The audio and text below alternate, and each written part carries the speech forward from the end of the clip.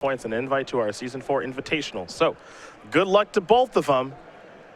And thing to note here, too, number 7 and 8 seeds. Yeah, that is odd. We don't see that very much. These players have been on the draw throughout their matches, but they've been able to get the job done, getting by some great players and some difficult matchups. But here we are in the finals, number 7 and number 8, both with the same deck.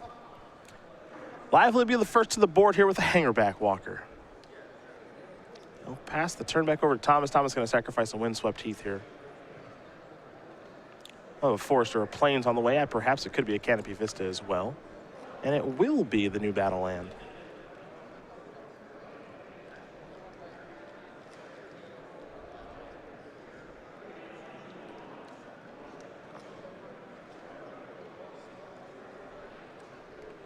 So over to Thomas we go.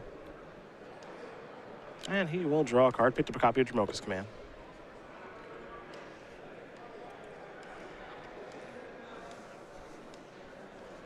A Plains is land number 2, but nothing to place onto the board here.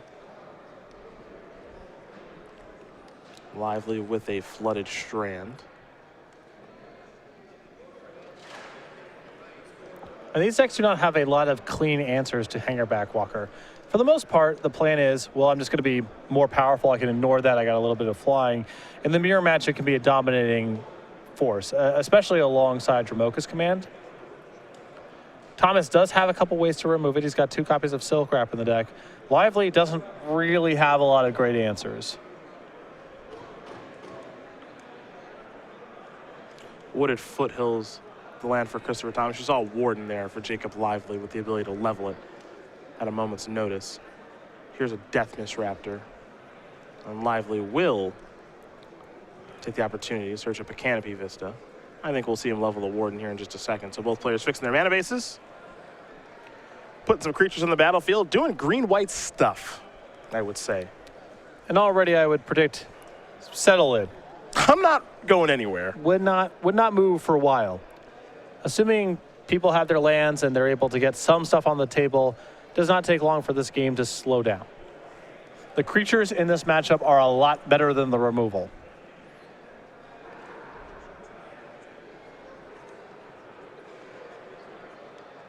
There's the level up on the Warden. So now to Jacob Lively will go.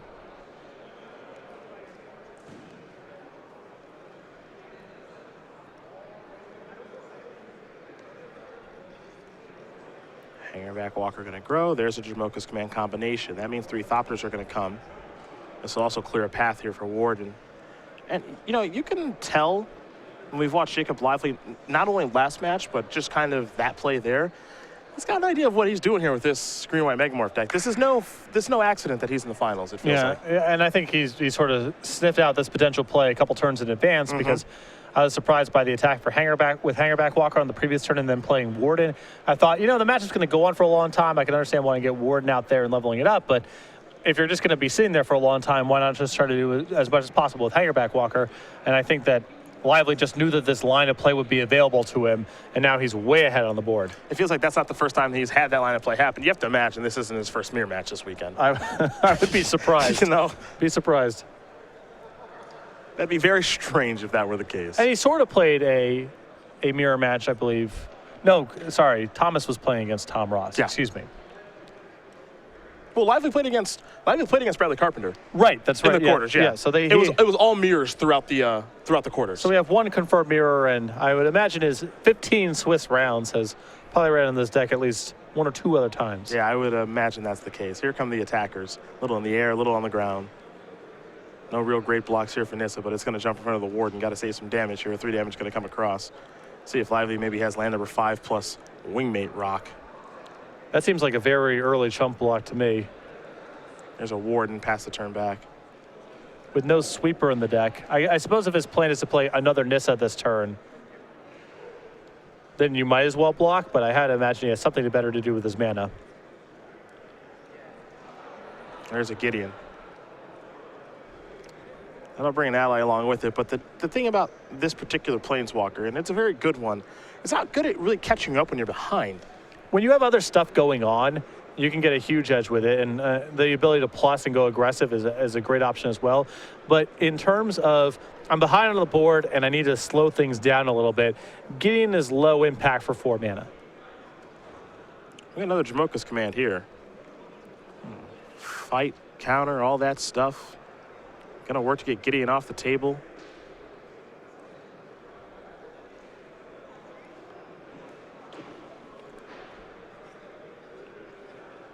Yeah, and that's going to do it right there. I mean, it was just that quick.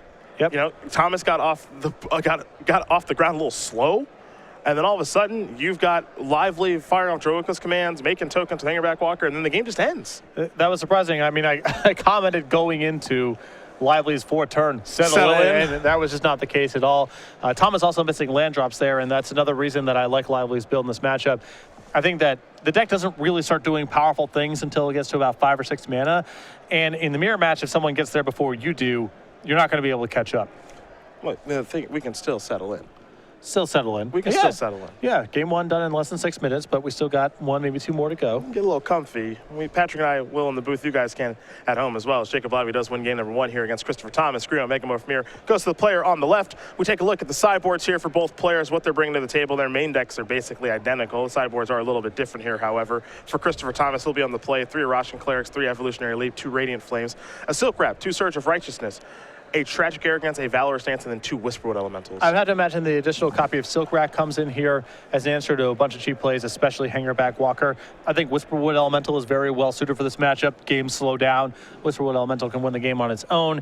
And Tragic Arrogance, like I said, I haven't not watched a lot of the Mirror over the last 2 weekends, but I have to guess this is the best thing going on. Hangerback Walker's on both sides of the table. The game slows down.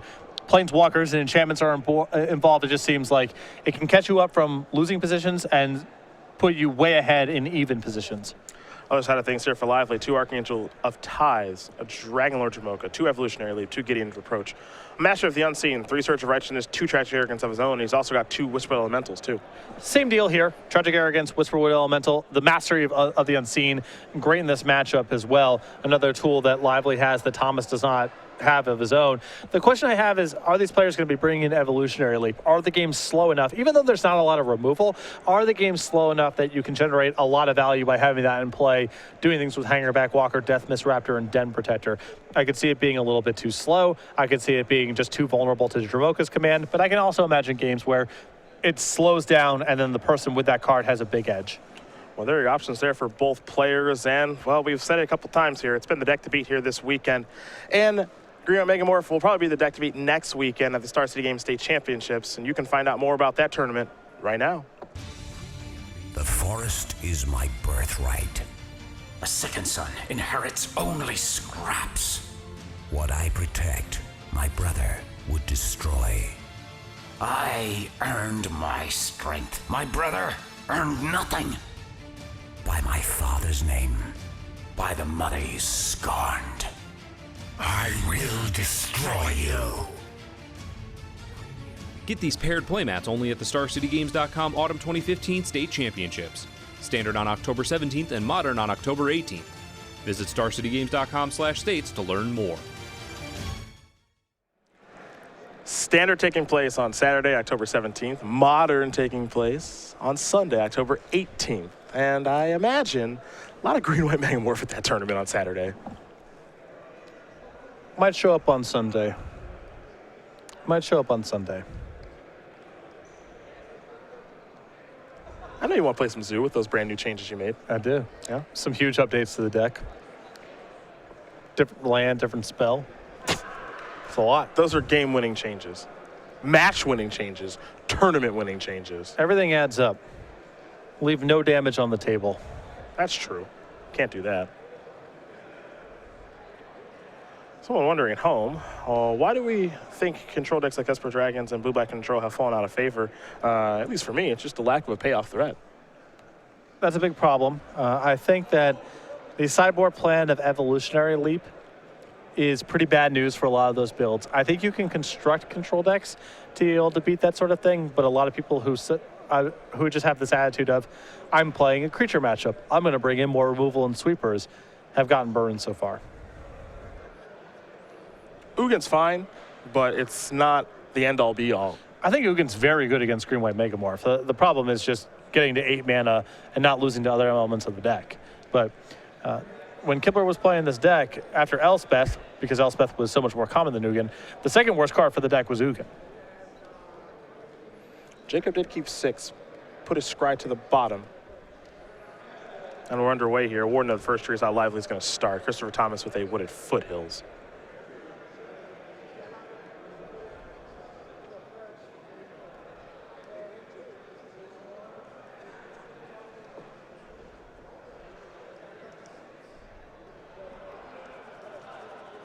There's a Canopy Vista.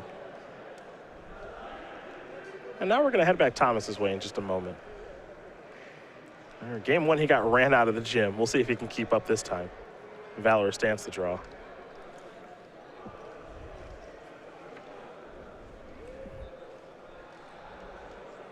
There's a Hangerback Walker. Over to Lively we go.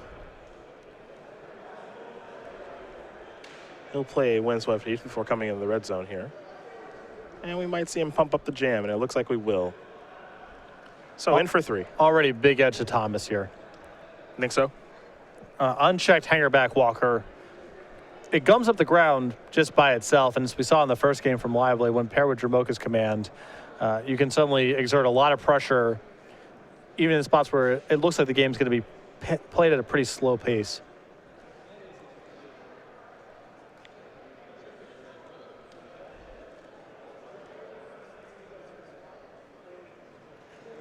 There's a Plains. Pass the turn back, Will Thomas. Lively, ready to draw. See if he has any mana issues this game. Again, he did mulligan a 6 and scry to the bottom. Here comes an attack for 3. 3 damage is going to come across. Thomas will fall down to 13.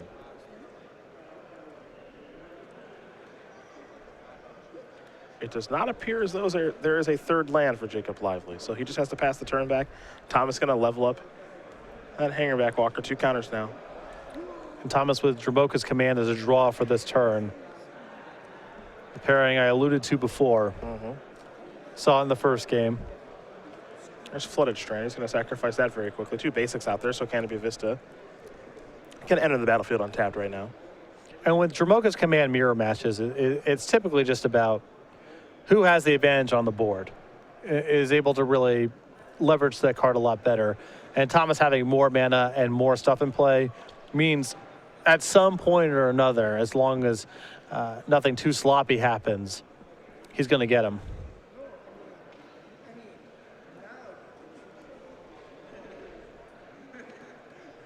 Well, there's Gideon. A Knight Ally will be joining. And I'll pass the turn back. Over to Lively. Seems like a bit of an opening here, maybe. Oh, Gideon can put a close on this game real fast. Here comes the Warden. Goes attacking Gideon. Got blocked real quick. There's another Warden.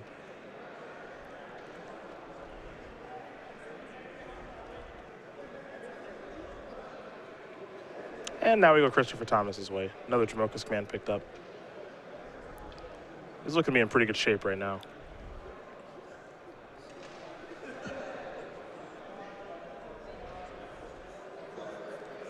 There's no relevant trick here for 1 mana, so. Nope.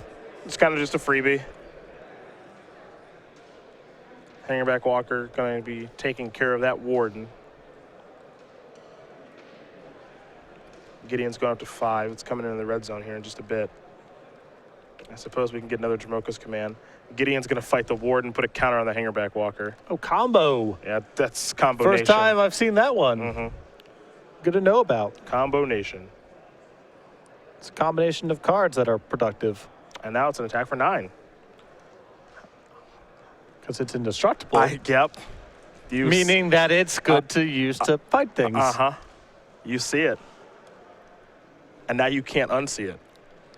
It's just there forever. I didn't see the interaction because Thomas had so many awesome lines to play that turn. Yep. That it's a choose your own adventure.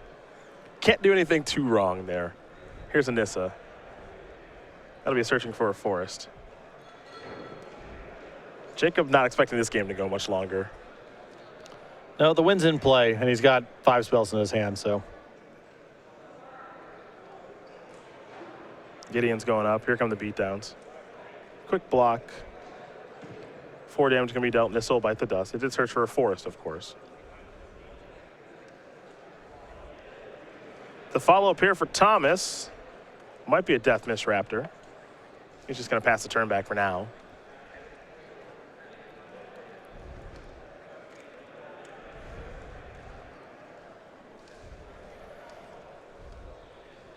You know, we expected this to be a bit of a longer grinded out affair, given that there are Death Miss Raptors and Den Protectors and all that jazz. And it has been anything but. Yep. Here's Death Miss Raptor. And there's the Forest from Nissa. Past that turn back. Here's a Valor stance. Aha. Target my Hangerback Walker. Combo. Yeah, again. Removal spell plus creature with a death trigger. Mm-hmm. We're in combo nation. Mm-hmm. A lot of ins, a lot of outs. Christopher Thomas going to tie things up here against Jacob Lively. Green-White Megamorph going to game number 3. There's only 16 minutes on the clock. It's been much faster affair than we initially predicted. Each game has taken 8 minutes. I've seen games take 50 minutes in this matchup. You and I have a long history of covering some really grueling green-white mirror matches. Yes, we do. And it's not just Miami. That's the most famous one, obviously. But we've covered a lot of these kind of decks, and it's usually slow to bear. Anyone who's ever played casual Magic with green-white decks knows these decks are typically a lot better at blocking than attacking, and the spells stink.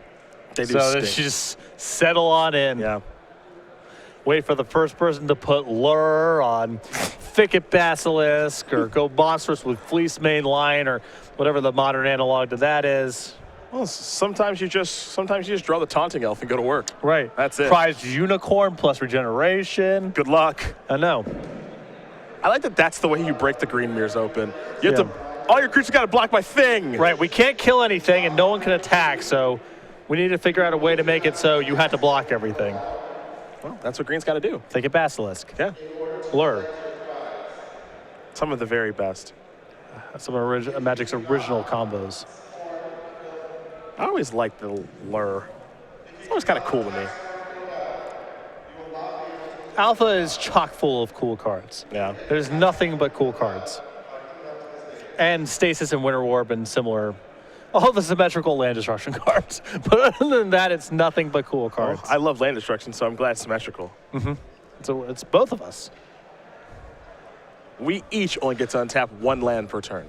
And then there's a lot of asymmetrical land destruction at a very high power level. Such as? Sinkhole. Oh, well, that's a pretty good card.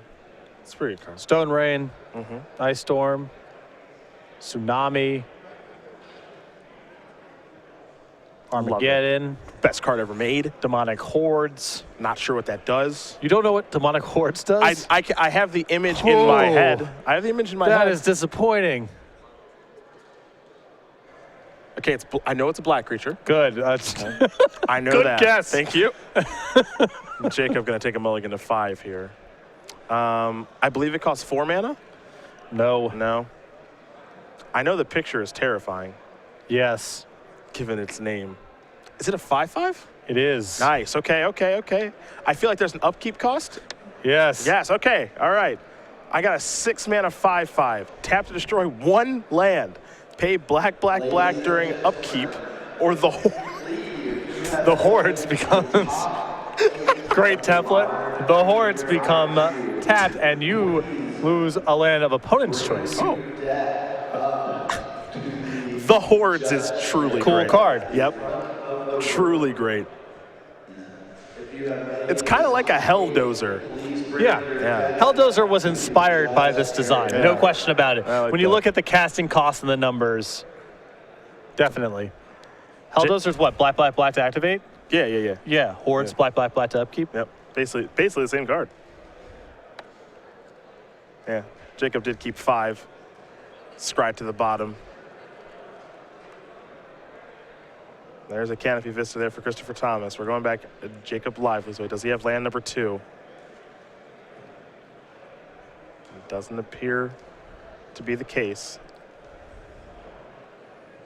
Well, he does. It's just not white mana, so he's going to go with a Hangerback Walker past the turn. Still a solid opening. Yeah, it's actually fine. Hangerback's a great card in the matchup. Thomas looks like he has a Hangerback Walker of his own, so he'll cast that. There's a counter. Over to Lively, who's drawing. I think he may have found, a white source of mana. Then we got a game. Yeah. You know he's on 5 cards. We might have a game here. Yep, there's Windswept Teeth. That can find Canopy Vista. Here come the attacks. There's an activation. We definitely have a game on our hands now. Pretty smooth curve so far. Warden into Hangerback Walker into Pump, plus one assumes activate the Hangerback Walker.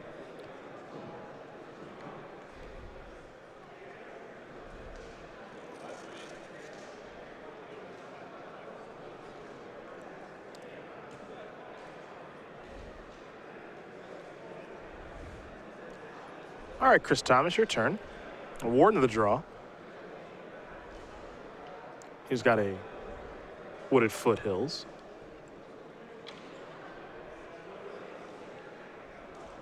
We'll sacrifice that. He might have Basic Forest on the way. Yep. And we'll see what comes next here for him.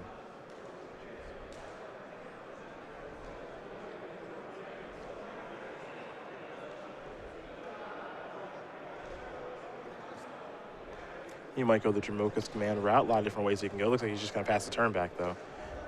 There's an activation of Hangerback Walker, and Jacob Lively already knows it's going to die. So just one counter. And now without some assistance, this Warden probably can't attack. Mm-hmm. And I like Thomas taking the opportunity to just shut the door on Hangerback Walker growing. The easiest way for him to lose the game, even if he continues to make land drops and play spells, is something catastrophic happening with Lively's Hangerback Walker. So close that off as soon as you can. Hangerback Walker going to grow here for Christopher Thomas. It's a 3-3 now. We're going to head back his way. Whisperwood Elemental the draw. It's just unclear if he has land number 4 at this point. Doesn't appear so. Yeah. Which means his hand's all spells, which is obviously scary for Jacob Lively, but you really can't do anything about that. So, there's a Hangerback Walker. I'm going to pass the turn back. Lively's going to sacrifice that Wooded Foothills. I think Canopy Vista's on the way and be able to pump up the old Hangerback Walker. Or excuse me, the Warden of the First Tree. So, it's at level 2 now. Working its way to level 3 slowly but surely. And you take a little gander at Thomas's hand. He's not that well situated to fend off a level 3 Warden right now. There's no Valorous Stance in hand, nothing like that. So Lively now in a spot where lands are good because they help him get to Warden, and spells are good because they're spells. The best place to be. When both draw steps are good. And now there's an Archangel Ties. Whoa. Fortunately for Thomas, not Wingmate Rock. Yep. But this is still not good news. Remember, this is a mulligan of 5 by Jacob Lively, but he is playing on.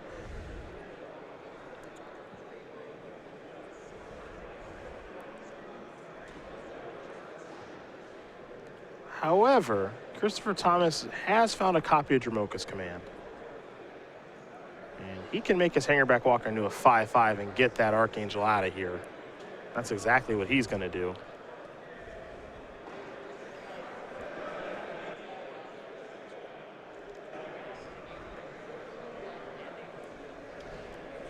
One card left in hand for Lively. We'll see if Thomas wants to attack at all. And remember, if the Warden goes all the way up to the top, it becomes an 8-8 that has trample and lifelink. Now, Thomas can get his Wardens to a size where he can answer it eventually, but he's looking at taking a pretty big hit next turn.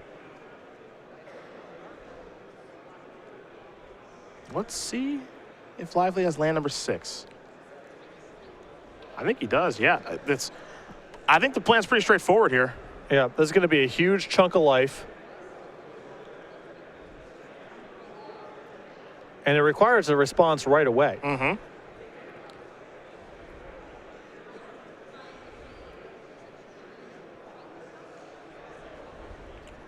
Warden showing just how good it can be. And I wonder if Thomas last turn is supposed to just hang back with the hanger back walker. Doesn't get the Warden off the table, but unleashing that amount of Thopters might keep Lively from making the attack. Maybe 5 points is just too much to give up. But the 5 points are not worth a whole lot if Lively's going to be gaining a huge chunk on the way back once he goes to level 3 with the Warden. Yep. Hangback Walker's going to jump in front. Yeah, we're getting an activation. A bunch of counters now. It's an 8-8. Lifelink Trample. Hangback Walker's going to activate. It'll be a 2-2, so you'll get 6-7 total damage, and Jacob's going to gain 8 life. 2 Thopters are come out here for Chris Thomas. Now, keep in mind the other thing with Warden. You can activate that third ability as many times as you want to. Yeah, that's the big distinguishing point between it and Figure Destiny. Now Lively can just hit that button turn after turn, and unless Thomas finds Valorous Stance, it's going to be very challenging to answer. Yeah, Deathmiss Raptor was the draw, and that one's not bad, but it's not great either. And now all of a sudden, things are going to get pretty difficult for Christopher Thomas. Anytime Thomas has a board that's large enough where Lively can't attack for lethal, Lively can just say go. And then you need to put 5 points of toughness on the table to keep up with this. That's very hard to do, especially with Thomas missing land drops.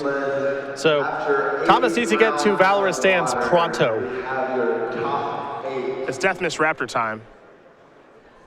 Coming in at number 1. No attacks, just pass the turn back. Don't have a great look at what's in Jacob Lively's hand at this point. At number 2, Patrick. But he's coming in again. At number 3, Boy, oh boy. King of Wind. Now you have to assume, I think, that Christopher Thomas knows that the Warden can do the third ability again. Yes. Now, it's not something that comes up a lot, but he's got Warden in his own deck. I think you give your opponent some credit here that, you know, this is why you're going to see a huge gang block like this. At number 7, Kevin Chastain. And there was really no incentive for Lively to make a move here if he's attacking for short of lethal. 8 through 19. Because the Deathmiss Raptor just gets to kill it the minute that Lively puts into combat. So the question becomes, are you attacking for lethal or not? Top 8 in 8th place. And in absence of attacking for lethal, I'm not sure I would have made a move on the attack. 5, 6, 7, 8, 9, 10. So 3 trample damage will occur. But he's going to lose his Warden. He's going to gain a bunch of life, which is, you know, nice. That's more draw steps, all that stuff. But you're also cracking open the Hangerback Walker and giving him 5 tokens. And also with Thomas stalled on lands there, I think you just want to be hitting the button turn after turn. Yep. And when you say turn after turn, it may have only taken 1 more turn. Right. Yeah. Because if Thomas is falling to 3, that means that if Thomas didn't put 3 points of toughness onto the table the next turn, he dies. He's dead. Everyone that still have attacks for. Feels like it may have been a hasty play there. I don't know what his follow-up is, so we'll have to wait and see. But it looked like a good position for Lively just to kind of hang back for a little bit.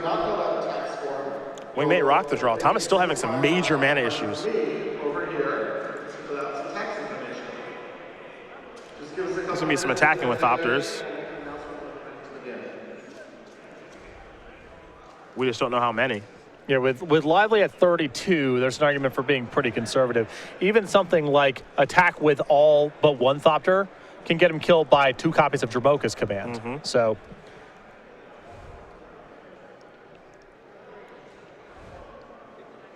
pretty conservative here, I think. You can see Christopher Thomas doesn't know how many he should attack, but he keeps reaching for him, and he's gotten. if you want to He's play very around, unsure. if you want to play around 2 copies of Dramoka's command, you need to leave 3 back. Yep. Because you need to be able to have 2 of them die and have a chump blocker left over. There's another Hangerback Walker. Just for 1, pass it back. Oh, looks like there's a Warden too. Now he'll pass back.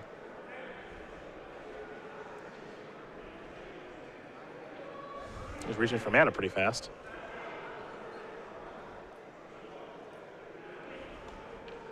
Well, looks like maybe Den Protector's showing up now as he takes a look through the graveyard.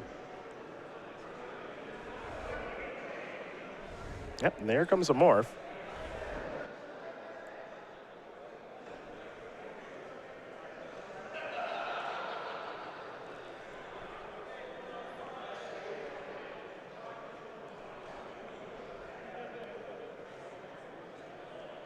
I'm just going to pass the turn back. Yeah, can't make an attack there. His Thopter is a lot more valuable than Thomas's Thopters because Thomas has to leave a lot back to protect himself from a flyer killing him in the air. But if that's a Den Protector, that's actually okay right now because of that text on Den Protector where it's hard to block. Exactly. If Thomas has to spend his turn just pumping up Warden and saying go, he can get killed by a whole bunch of stuff at that point.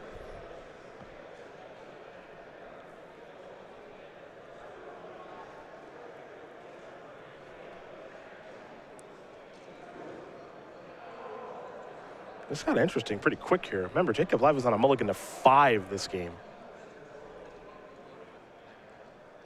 Well, in all 3 games, we've seen, regardless of mulligans and cards drawn on both sides of the table, the person who's missing their land drop first is the one in trouble. And these decks are really mana hungry. They've got a lot to do with mana, so that's not surprising. It's going to be time to unmorph Den Protector. See what this is going to return. Going to get back Hangerback Walker.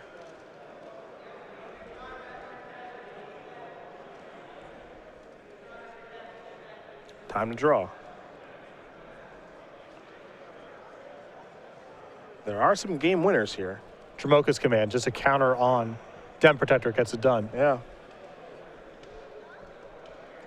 Also, Gideon making an emblem.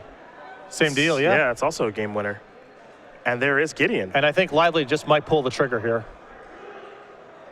And he is going to pull the trigger. To make Den Protector a 4-power creature, he's going to attack. Is this going to actually get the job done here?